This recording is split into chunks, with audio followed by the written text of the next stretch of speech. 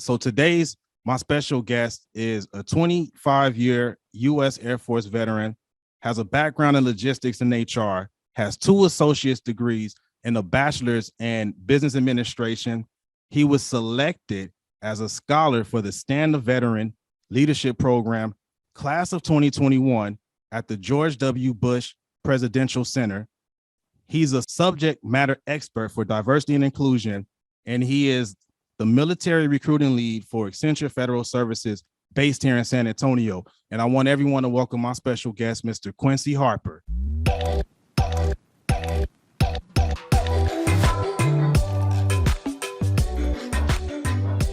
Thank you for that, Geronimo. Thanks for that warm introduction. On behalf of the military community and Accenture Federal Services, glad to be here today with you. Hey, man, glad to have you. Glad to have you. This is super excited to have you on because I know you're about to share some gems that anyone watching this could use and get that success in their cyber careers. So to start us off, if you don't mind, please share your journey on how you became the military recruiting lead for Accenture Federal Services. Yeah, interestingly enough, I was at the time working at the USO in their transitional and pathfinder program. Great program. And I made a professional relationship or connection with the military recruiting liaison or the recruiting manager at the time, which was Robert Everhart. And he asked me if I was looking for opportunities to grow my career. Took him up on the opportunity. We were doing some networking events. He actually came out to that event. We had a pretty good conversation. And one thing just kind of led to another. And lo and behold, here I am, almost 3 years later, working as the lead for military recruiting at Accenture Federal Services. Nice. So I picked up on something, and this has been a recurring theme that I've been seeing as I talk to my recruiter friends and my hiring managers in the cyber industry. Something about relationships and networking. I want to stick a pin in that, but I want to revisit that. So don't let me forget that. But that seems to be recurring because I know a lot of people in cyber, we tend to be techies. I come from the tech world myself, and we've been in skiffs and all type of rooms with no windows. And, it's okay. We want to talk to the computers all the time, but we don't necessarily want to deal with human beings.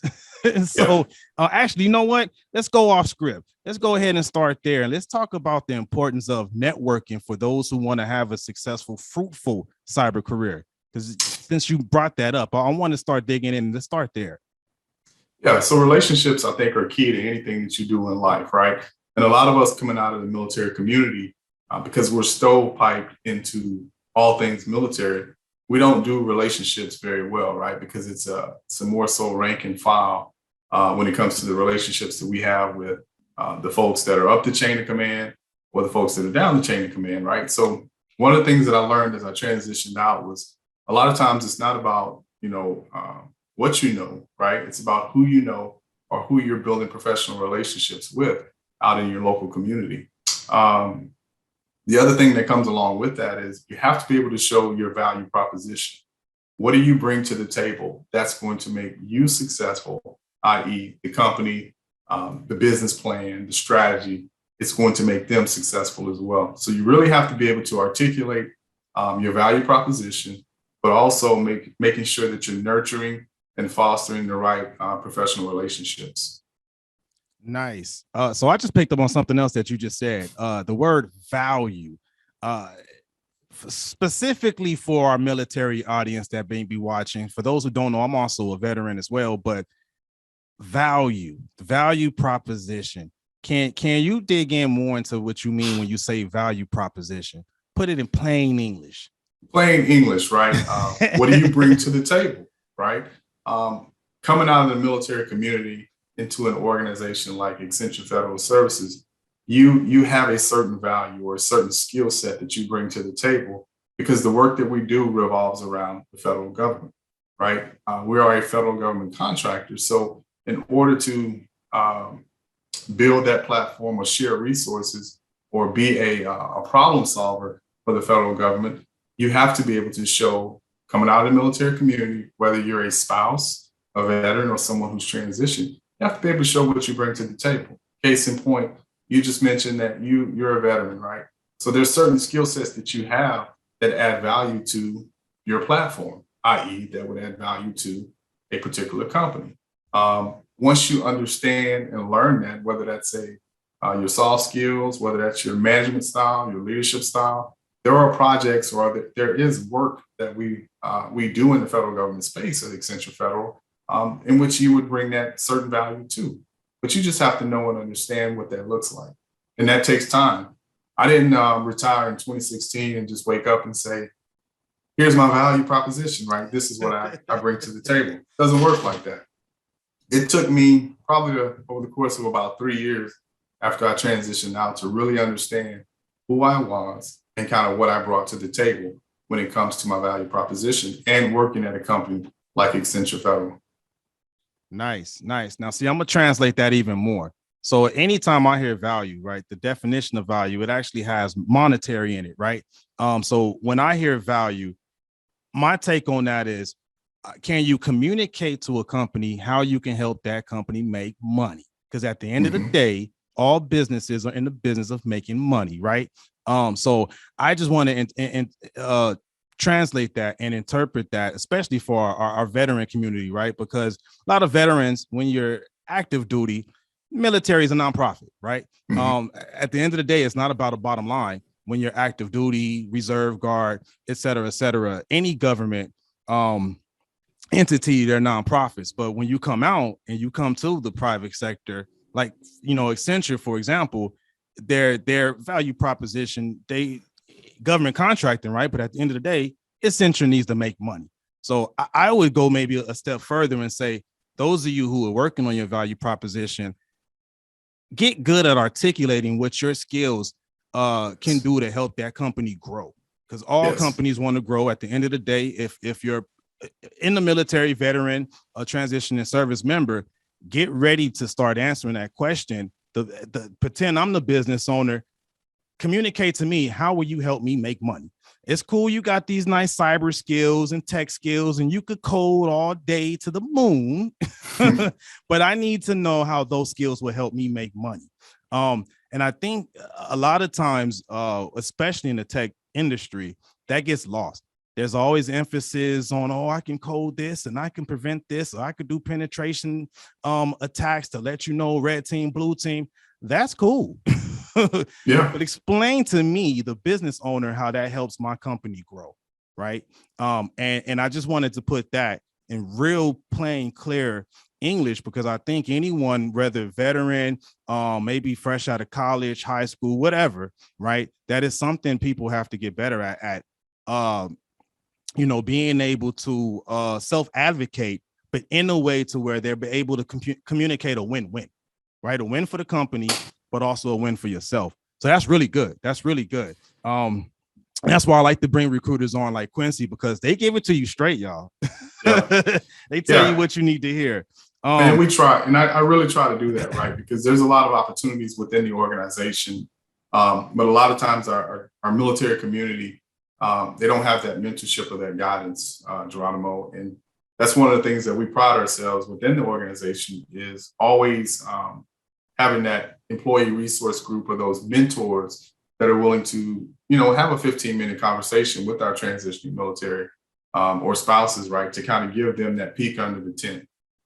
Nice. No, I like that. That's good. That's good. That's another thing that keeps popping up: mentorship, networking. So let's go back to your program. Tell us more about your programs and the programs you recruit for. Yeah, so I am the military recruiting liaison lead, right? So what that translates to is being able to go out into the military community, find that talent, and align them to an apprenticeship, an internship, or full-time military hiring, right? A lot of times our transitioning military, and I'll use military community for the sake of the conversation. A lot of times our military community, they are pivoting in their career. Mm-hmm. So they may not have had the ability to be on a cyber team while they were in the military. We have folks who are cooks, logistics or supply, finance, training instructors, et cetera, right? Corpsmen, medics. So they're pivoting and they're wanting to learn something in IT. So typically what I've seen work well is folks who will willing to pivot and translate into Salesforce, ServiceNow, um, Microsoft Power Platforms, cloud management platform services, or project management operations. So those are the 4 or 5 different platforms and capabilities that typically I'm sourcing to help staff at an entry-level perspective. Nice. Our opportunities are, again, St. Louis, San Antonio, and the DC metro area. San Antonio, DC, and St. Louis. Yep. Okay. St. Louis, Missouri, our newest advanced technology center, which is about a year into its inception, and we're actively staffing there. Nice. So I picked up on something because some of those platforms that you mentioned, Salesforce, ServiceNow, when we talk about the value proposition and helping a company grow, I feel like those platforms are really, really, really directly correlated to that function of the company, right? Because a lot of times, Salesforce, for those who don't know, is the number 1 CRM in the world. ServiceNow is the number 1 help desk platform in the world, right? Especially in the federal sector. And with those 2 type of platforms, you're dealing with what? Customers. You can't get around it. Can't get around. I try to tell people, especially if you're new to cyber tech, IT, whatever you want to call it, it's the same thing, right? The way you start is to learn the mission and how the mission of that company affects and supports the customer, right? Because at the end of the day, your cyber skills that you want, they're just business enablers, right? Yeah. So when you mention that, it really supports what we always tell folks that come to us and ask us the questions: how do I get started? And that's really good. That's good. That is awesome. So if someone wants to come in and get in one of your programs, Salesforce, ServiceNow, the cloud platforms, what type of experience do you typically look for? 18, right? At the time that the apprenticeship or the internship is going to start. If they're transitioning out of the military under the DoD SkillBridge program or Hiring Our Heroes Fellowship. And if they're college students, right? So if they're fitting one of those categories, typically that's the entry point. Have to be able to pass a criminal background check, right? And in some cases, they have to have the ability to get at least a public trust through the federal pre-screen process, right? Aptitude and attitude, right? We're looking for folks who have a great attitude and willing to learn. We're not looking for someone who's a perfectionist, right? Or I shouldn't say that. We're not requiring you to be a perfectionist, right? We're just requiring you to have the aptitude and the ability and the willingness to learn, right? And to grow. We're a company of innovation and creativity. So we're always looking for those mindsets and those skill sets. More importantly, for my program that are coming out of the military community. Nice. So I picked up on a couple of things. You said attitude and aptitude. Yes. Attitude and aptitude. See, I learned when you do things in repetition, it will stick, right? So one more time, attitude and aptitude. And another thing that you mentioned, being able to pass that criminal background check, right? So I will translate that and say, hey, kids, stay off those streets, right? Because if you want these nice, lavish cyber careers that you hear about, got to have a clean record, have to be able to pass these background checks. And in some cases too, correct me if I'm wrong, on a growth path, at some point, you may need to be able to pass a clearance, right? Secret clearance, top secret SCI, anyone that's military, you know what I'm talking about. If you're not military, you'll learn once you get in the game, especially if you get into the federal sector. So that's awesome. So you said they don't have to be a perfectionist when they come to you for one of your programs, but the willingness to learn and grow, right? Tell me more about that. Some of the do's and don'ts that you've seen when you're trying to help guide someone. Because as a recruiter, some of the other recruiters I talk to, there's a sales part of what you do, right? Because you have to be able to sell that person's talent to the company and vice versa, right? But more so, when it's time to sell that talent to the company, what helps you make a good pitch when it's time for you to take that talent to the hiring manager? You know, and that's a great question, right?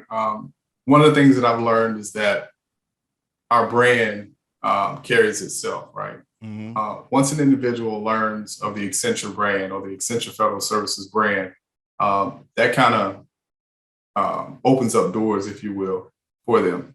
The other piece to that is inclusion and diversity, right? We are a huge proponent of inclusion and diversity.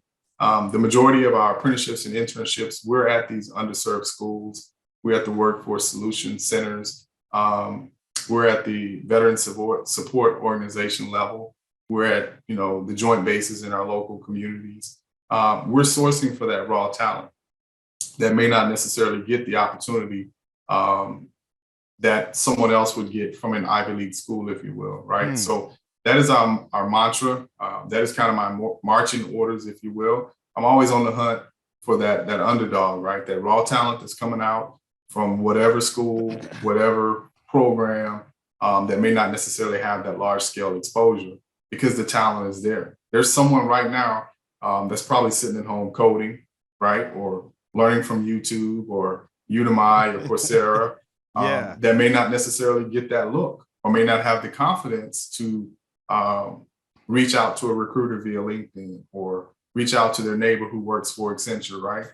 So that's kind of my job and my team's job to go out and knock those doors down to build that pipeline.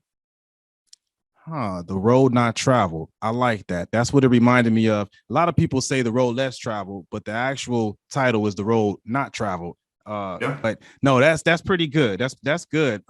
So again, I think what you displayed was your diversity and inclusion SME-hood, if you will. If everyone caught that right, underserved communities, veteran communities, military spouses. So if you fall in one of those categories, there is still a way. All hope is not lost. You don't have to go to a fancy academic institution. You can still get in the game and progress and have a lot of success, have a fruitful career. And I've seen Quincy help, people from those different type of demographics. So let's get to the nitty gritty. What positions are you recruiting for right now? Oh, wow. So that's an open-ended question. Anytime you go out to the Accenture career site, all of the roles that the Accenture Federal Services team or myself we're recruiting for, we'll start with federal in the front. So federal business analyst, federal Salesforce developer. But if the role does not have federal in it, typically that's on the Accenture LLP or the commercial side of the company. So a lot of folks don't realize that there's two sides to the company: Accenture LLP and Accenture Federal Services. So we are a federal government contractor. I'm always on the hunt for that raw talent to find a position within the organization. Typically, I'll have a team reach out and say, hey, this is what we're looking for, right? Or we have different mechanisms that are triggered to show me that, hey, here's a hot job that's being sourced for right now. And then I'm going out through my pipelines or through my interactions or outreach in the community to find that talent. I was fortunate enough to bring someone on in the St. Louis, Missouri office, Katie Steinbeck. So she's my colleague in St. Louis. And nice. So we're building out things just like we built out things here in San Antonio for the St. Louis market as well. So multiple roles. Typically what I ask is for folks to, when they reach out with your resume for one, right? Tell me who you are and what type of role you would like to align to, or if you're looking to pivot and learn something different in the digital space, right? Whether that's Salesforce, ServiceNow. If you're coming, let's just say if you worked in the orderly room, right? If you worked in finance, if you worked as a budget advisor, right? Yeah. What that translates to me is our project management operations, our PMO section, right? Nice. Our PMO section is led, it's led by Dana Stone, who is a military spouse. Her spouse was active duty Air Force and retired a couple of years ago, right? So Dana knows the ins and outs of the military community, right? And she shared a lot of her perspectives on what she's looking for with me. So that gives me that leg up to go out into the community to say, hey, if there's a role in PMO, project management operations, I know exactly what Dana's looking for. I know exactly what skill sets to say, hey, if this is the type of role for you, either go and get those skill sets if you don't have them, or showcase them in the interview, right? So my role is, I love it, right? I was a first sergeant for 6 years, and it really taught me a lot about people. And all of those skills, right, that I learned in the military, especially as a first sergeant, have translated over into the work that I do now for Accenture Federal Services. Nice. And for my folks watching that may not have been in the military, a first sergeant, just think of someone who gets paid to take care of the people, take care of the troops. A lot of people skills there. So I can see where I would say I'm making an educated guess that those people skills kind of helped launch you to where you're at now, to where you're able to give out all these opportunities. And then it sounds like you have a protege in St. Louis. So now St. Louis now has someone boots on the ground that's giving these opportunities to folks. Does that sound about right? That's about right. You hit it. Again, Katie Steinbeck, look her up on LinkedIn.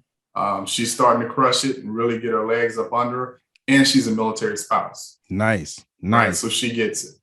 So for any military spouse watching this, it can be done. You just have to be willing to put the work in. That's awesome. So I'll ask you this, because you did say earlier that it's kind of just open-ended as far as what positions are available. But you also said something about what's hot right now. If you don't mind, can you share the top three skill sets or positions that are hot right now? In the DC market, right? Because again, I'm sourcing for roles actively, DC, St. Louis, and San Antonio. I would say in the DC market, your TS cleared folks with the Intel background that's looking to align to our national security portfolio. St. Louis, I would say ServiceNow, Salesforce, right? Microsoft Power Platforms.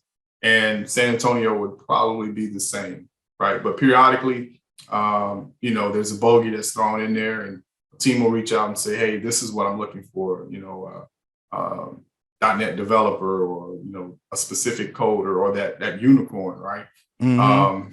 We have roles in TMT, the task management tasker that the Air Force launched. Okay. You're probably familiar with it. I'm familiar with that.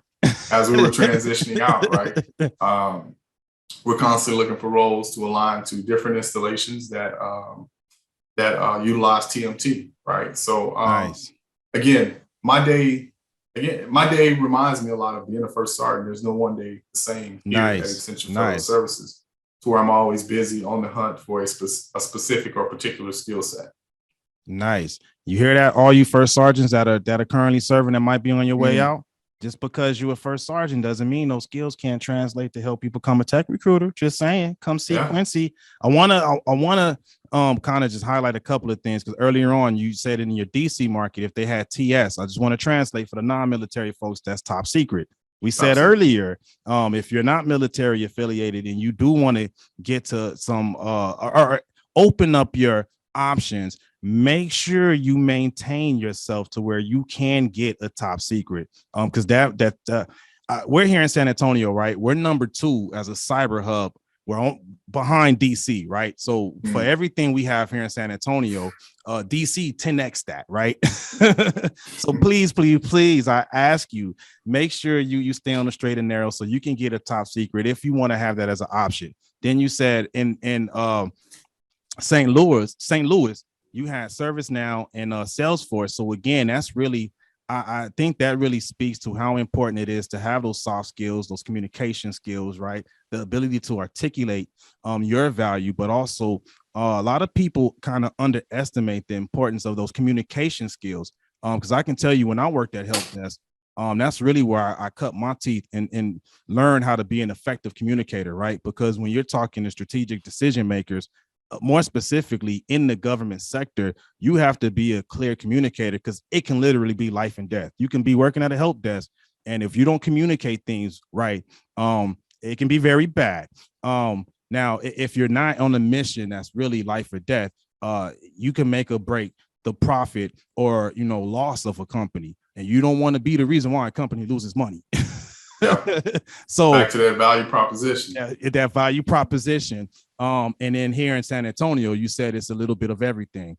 Some top secret positions that you may be able to staff Salesforce, ServiceNow. So again, do not underestimate the power of those communication skills. Because I can tell you right now, for some of my friends that are DevOps, they're working in the SOC, they still have to have those communication skills, the same communication skills I had to build when I was at the help desk.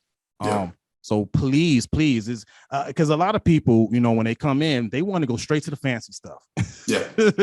Like, hold on now. And you actually have like a philosophy on that. Can you share that philosophy? Because I've heard you say it before, as far as maybe you need to pivot and you can get there eventually. But before they get to those fancy high level jobs, what do you recommend they do first? Start small. Understand if you like to work with people, processes, or things. If you're looking to pivot into IT, find a mentor, right? Preferably someone in the industry that you want to get into. Ask for 15, 20 minutes on an info session or a coffee and chat, whatever that looks like, right? But really take a deep dive into the company, understand the company's mission, their value, understand their brand awareness, understand what they're doing out in the community, right? And if you want to be a part of that, right? If they have an employee resource group, a military employee resource group, military spouses, your employee resource group, right? Understand what that company is really about. Find that mentor and have that conversation, right? Again, a lot of the folks that are coming out of our community, military community, are pivoting. That mindset is no different than someone coming out of high school or coming out of college. Mm-hmm. You're pivoting. You may have went to high school for a degree in sociology because that's what your parents told you to do. But your passion is really working in tech, right? So now find an incubator, find a boot camp, find a course like or company like, Dynamic Advancement, right? See what they have to offer. Take the course, because the things in the work that you do, Geronimo, out in the community directly affects my work, right? Because if you have a large population of students or a cohort that you're starting, you and I are going to communicate. We're going to have that conversation to see who's coming out, right? Who are your rock stars? Who's that untapped talent that just may need a mentor to push him or her to the next level, right? Yeah. That's who I'm looking for, right? Nice. That's kind of my sole goal in life, is to find that person, bring them back to Accenture Federal, get them into a cohort, get them trained, upskilled, and to be working so that they can add value to their life, right, or their family's life, and have a successful career and quality of life. Nice. So I want to pick that apart because we're getting close to the end. But there's a couple of things that stood out. You said mentorship 4 times since we started talking just now. 4 times mentorship. Now, when we interviewed J.K. Bridges, she said the same thing. And she also said that mentorship can be translated into networking. And let's be honest here. In an indirect way, mentorship is networking.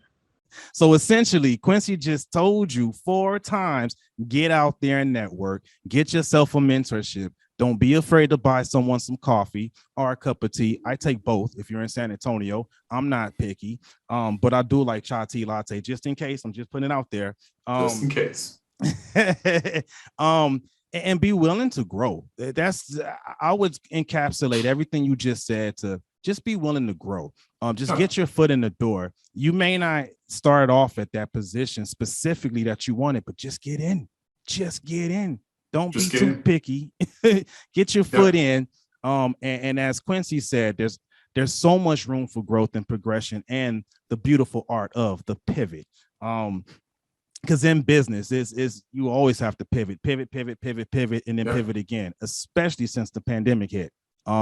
So I would say that moving forward, people can expect to pivot quite a bit in their professional careers.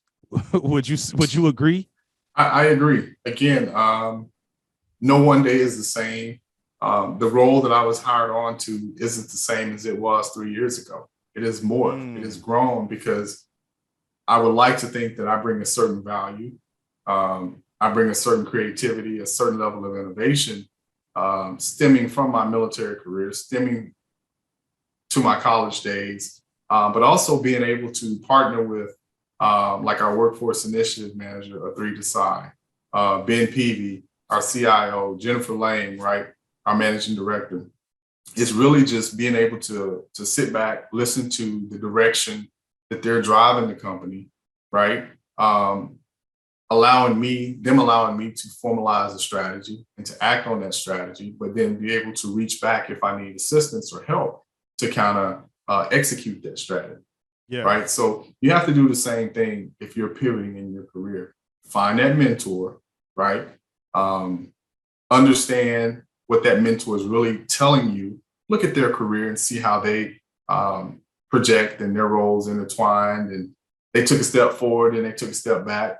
And then just kind of building a strategic plan on what you would like to see your career grow into, but being okay with the flexibility piece, being okay with not knowing what that next step is going to be, but still being able to be mentored and coached into a progressive, positive, productive career, right? So there's no one size fit all, right? Mm-hmm. And that's one of the things I try to remind folks is just look for the culture, right? What are people saying about the company? Yeah. What's the corporate culture like? Those are just some of the things that I had to take into consideration, and that I'm a firm believer in culture, right? If the culture isn't right, you will know. You know, this is San Antonio. It is a big, small town, or a small, big town, however you want to look at it, right? One of the fastest growing cities, but there's a reason for that. It's the culture, mm-hmm. right? So it's no different in the company that you're going to work for. Look at the culture and what people are saying about it. Ooh, that's a golden gem you kind of just dropped right there, the culture. And you said that a couple of times too. And that's another thing I always hear from my recruiter friends. Look at the culture and look for alignment. My take from that is alignment, because you want to be in an environment where the culture aligns with your values, right? Yeah. That you can gravitate and connect with the mission of that company, or else you can probably make a lot of money, especially if you're getting into cyber. You get in with Quincy, he gets you into a Salesforce apprenticeship, and you grow and you elevate to Salesforce developer or something like that. But that extrinsic value, right, can only go so far. At some point, that intrinsic value will kick in. And if you don't really connect with the culture of the company, you can be miserable and then become toxic, and then no one's happy. So no, that's key too. I don't think that's talked about a lot as far as finding that alignment, right? That lifestyle congruency, if you will. No, that is awesome. So we'll go ahead and wrap up. So I know you have some more opportunities to get out there and give, but so a couple of last questions I have is, how can people apply? If I'm someone right now watching this, I'm like, man, I like what Quincy is talking about. Where do I go to apply for one of these positions? Yeah, so you can go out to our career page if you have the skill sets and the experience to align to a full-time opportunity, right? So typically, if you would have a year experience, whether that's in cyber, one of the digital platforms like Salesforce, ServiceNow, or project management operations. If you don't, and you're pivoting in your career, contact me via LinkedIn at Quincy D. Harper Sr. You can email me. We'll set up some time every Friday at 9:30 to 10:30 CS Central Standard Time via Microsoft Teams. I host a military community info session. So that gives me the opportunity to meet, and answer the same questions that the majority of our military community will have, right? We'll go through some slides, have a quick conversation, and then I get a chance to really know you and what you're looking for. And you get a chance to really understand what we're looking for, in our employees or our apprentices in training, our AITs, right? So the easiest way, again, is LinkedIn or email. I can drop the email in the chat, or we can post it, I'll make sure later. They get it. Make sure they get it. Awesome. Perfect. That's awesome. And you actually took care of my second to last question for me, because I was going to ask for your LinkedIn and how they could connect. So thanks. And the trick, Geronimo, with the LinkedIn, right? If you're going to connect with someone on LinkedIn, always send them a note with the connection, right? Because a lot of us who are in the recruiting game, our day is tied up with meetings and emails, right? And it's not that your LinkedIn connect isn't important, but always send a note, right? Don't necessarily drop your resume in the LinkedIn, but just say, hey, Quincy, I would love to connect. I'm in the Air Force, I'm in whatever service, drop me a quick note, because I tend to go to those who send me a note first, right? Because I'm curious to see if they have the skill sets, or if they put something in that chat that may align to a role that I have. So always drop a note in there first, because typically that's who I answer or reach out to first. Nice. So I think that last little bit that you gave really applies to our military folks, transitioning military folks, because oftentimes when we're active duty, things could be very transactional, just very to the point, the bluff, right? Bottom line up front. But out here in these on the private sector side, you need to nurture the relationship. Build a relationship, build some rapport first, which I know you weren't really building rapport when you were active duty, because we had to take care of business, right? But build that rapport. Send them a note, right, with that connection request. Build a relationship. Start working on those relationship skills, those soft skills, that value proposition. Start building that now. That's awesome. So last question, and I ask everyone to do this. Can you share one piece of advice that someone watching this could use right now? Access and exposure equals opportunity. Ooh, you said access, exposure equals opportunity. That's it. That peel is it awesome. Back. Think about it, peel it back. That is the one thing that I share with everybody I meet, right? I can mentor all, but I'm only going to be able to sponsor a few, right? So that nugget is access and exposure equals opportunity. If someone gives you 5 minutes to jump on a call, right, that's the access. Right? They're going to hopefully expose you to their opportunity or to their network. You have to be understanding of their time, and you also have to understand that access and exposure can create and open up you to opportunity, right?